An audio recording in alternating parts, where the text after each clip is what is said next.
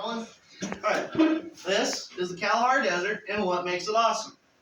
Made by, obviously, yours truly. You've already heard this, so I'll skip over it. Next slide, Ethan. This is the people. The Kalahari people mainly consist of Bantu speakers and Cohesion-speaking San, with a small number of Europeans. I don't know why you want to live there, because there's nothing there, but you could, hypothetically speaking, if you wanted to. Now, the big issue I have with these people is they threw out one of their key members of a tribe. They threw out their biggest member, right, their chieftain. And he actually goes to school with us now. His name is Jose Diaz Smith. Oh my God. But that's not what he used to be called. He used to be called Anute. Next slide.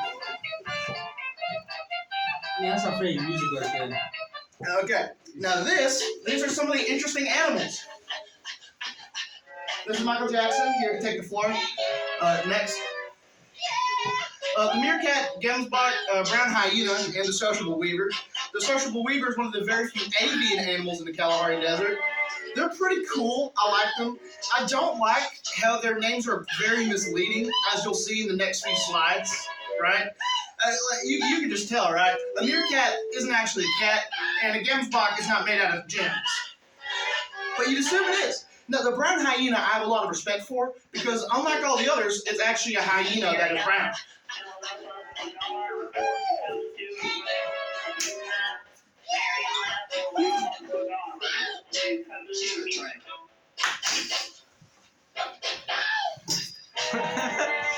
Okay, next slide. Next slide.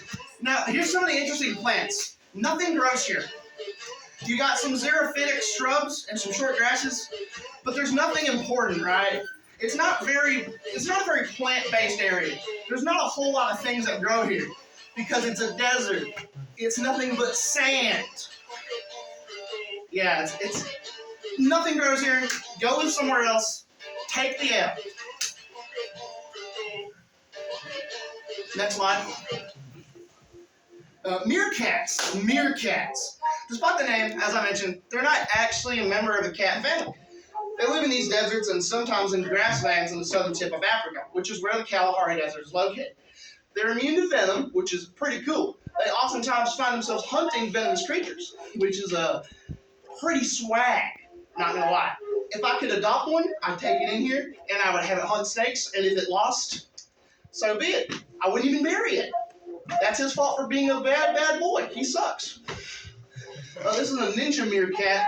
They're very dangerous. You really shouldn't mess with these guys because this guy's got the eye of the monkey. That's a pretty big deal. Next slide. Oh, they are also omnivores. The gemsbok. Oh God, this audio slide. Despite the name, they're not made out of gemstones, which is really weird, right? It has straight rapier-like horns. If you don't know what a rapier is, it's a type of sword in the medieval area. Let me turn this down just a tad. Yeah, a rapier is a sword used in the medieval area, often used for fencing, and a more competitive play. Females have longer, more narrow horns. They have a low metabolism, so they don't need to drink all that much, and it can survive for long periods of time without water, which is great, considering there's no water in the Kalahari Desert. It's almost like you shouldn't live there. Next slide. The brown hyena. I'm going to let this finish.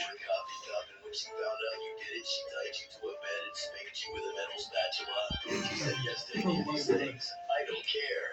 And to keep it a bean, no one cares. And your absent father should have just put you on a washcloth. Now, the brown hyena is actually true to its name, which I really appreciate. And is in fact the hyena that is brown. Isn't that cool when English works and you can actually think that your thing is what it is? Anyway, they're nocturnal, which means they're not too active in the day. They actually prefer the night out, and they're quiet. Although when conflict comes, they're loud, they're vocal, and they will communicate with their, I kid you not, clan members. That's what a tribe of these things is called, a clan. Next slide. the audio on this cut, it broke. Anyway, Ethan, could you do me a favor and make some goofy sound effects? Making me. Okay, well, since he wants to be lame. Anyway, unlike most weavers who build nests during the entire breeding season, no, not during the entire season, during the breeding season, the sociable weavers build a nest over time and will use it throughout the entirety of their lifespan, their entire year. Preferred nesting sites are long, smooth poles or sparsely branched trees. Now, Jose was actually caught yesterday in one of these nests, and it just made me think, how did he get up there? Oh my. Like, how? You can climb really well, which I don't like. That's props to you, man. You're a boss. Oh my. Next slide. So messed up. Oh, no. Wow, the audio is just broken. Oh well. Up. Oh, what's happening? The Kalahari Desert is a mostly featureless place, as you can see by this landscape, but it does have an exposed. Someone mind the bedrock. Someone mind the bedrock. Someone just mine bedrock. Someone mind it. You can't mine bedrock. I show speed. I show speed! Oh my gosh. Jose, Dang. get your We need to people. cancel I Show Speed for hacking in Minecraft. bro. Anyway, I done told you about that. it's roughly 900 meters above sea level at all times, which is pretty interesting, and bedrock is exposed only at low vertical hills called gopjes. That's what Google's pronunciation is. I don't know if that's correct, but I did my research, and that's what it told me. So these gopjes, they're rarely but conspicuously always above the general surface.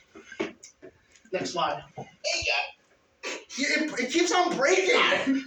Anyway, before we finish off, a word from our sponsor. Ethan, you want to help me join in on this one? Oh, yeah.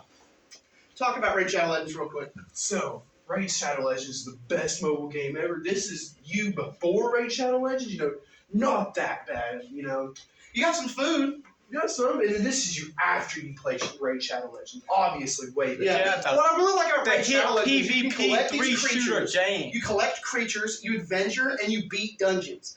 Now, Raid Shadow Legends has paid me a large sum of money to do this sponsored segment, but even if they didn't, I wouldn't mind being their sponsor. They paid me $3, and that's a big deal. Like, that's a lot of money. And in fact, $3 is so much that our good friend Eating Sand over here could transform into one of the presidents who almost completely ruined our economy. And I really appreciate that. Next slide. Yeah, next slide. This bus. Yeah, the low.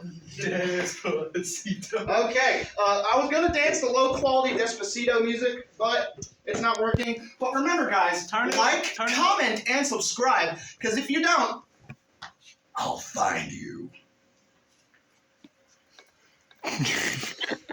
next slide.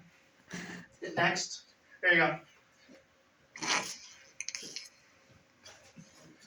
Okay.